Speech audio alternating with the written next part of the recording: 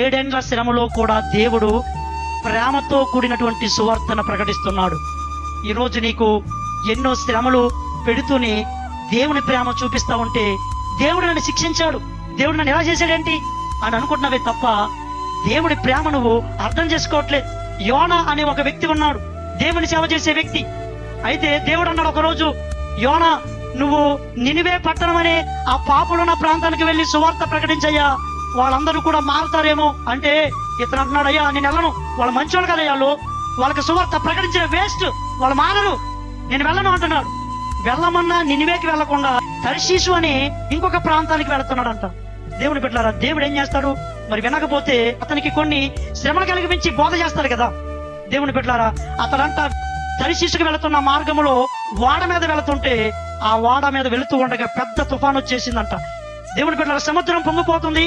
ఆ ఓడలో ఉన్న వాళ్ళందరూ కూడా భయపడిపోతున్నారు. అందరూ ఏమన్నారంటే, అయ్యా ఓడలో ఉన్న వాళ్ళారా, సముద్రం పొంగిపోతుంది, ప్రాణం మీదకి వస్తుంది, కాబట్టి ఎవరి దేవుడికి వారు ప్రార్థన చేసుకోండి, ఎవరి దేవుడికి వాళ్ళు ప్రార్థన చేసుకోండి అంటే యోనా మాత్రము నిద్రపోతా ఉన్నాడంట.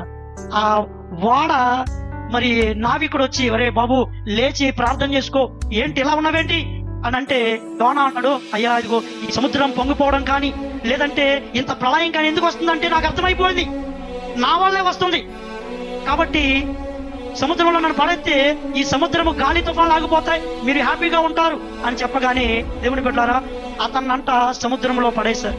ఆ సముద్రపు అడుక్కు వెళ్ళిపోతున్నప్పుడు ఆ సముద్రంలో ఒక పెద్ద చేప అతన్ని మింగేసింది. ఇప్పుడు చేప కడుపులోకి వెళ్ళిపోయి ప్రాణాపాయ స్థితిలో ఉండగా అక్కడ నుండి మొరపెడుతున్నాడంట, ప్రభువా పాతాళంలో పడిపోయానయ్యా, నీ కృపతో నన్ను రక్షించు నాయనా. ప్రేమతో దేవుడి హితబోధ చాకాలం బట్టి చెప్తున్నాడేమో. దేవుని హితబోధ నువ్వు వినకుండా నీ మొండితనాన్ని నువ్వు విడవడం లేదేమో. ఒకసారి ఆలోచించండి. ఈ యోనాకి ఎప్పుడు బుద్ధి వచ్చిందంటే, ఆ సముద్రంలో పడిపోయి చేప కడుపులోకి వెళ్ళిపోయి ప్రాణాపాయ స్థితిలో ఉండగా అప్పుడు బుద్ధి వచ్చి అప్పుడు మొరపెడుతున్నాడు. ఇప్పుడు ప్రార్థన చేయడానికి నీకు సమయం లేదు, ఇప్పుడు దేవునికి విధేయత చూపించావు, ఇప్పుడు దేవుని మాటలు నీకు అసహ్యంగా ఉంటాయి, పెద్ద బోరింగ్ గా ఉంటాయి. ఒకవేళ నువ్వు దేవుని మాట వినకుండా ఉంటే నిన్ను ఆ పరిస్థితుల్లో కూడా తీసుకుని వెళ్ళి చెప్పాలనుకుంటున్నాడు, కానీ నిన్ను విడిచిపెట్టాలని మాత్రం దేవుడు అనుకోవట్లేదు. హల్లెలూయా. ఈ యోనాకి జ్ఞానోదయం కలిగింది.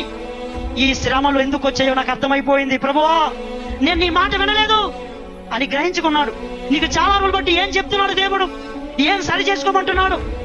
దేవుడు పెట్టాడు, యోనాలా ఇంకా మొండిగా ఉంటున్నావా? ఒకవేళ నువ్వు మొండిగా ఉంటే సరి చేసుకుంటే మంచిది, లేదంటే కనుక నువ్వు శోధనలో పడిపోయే అవకాశం ఉంది.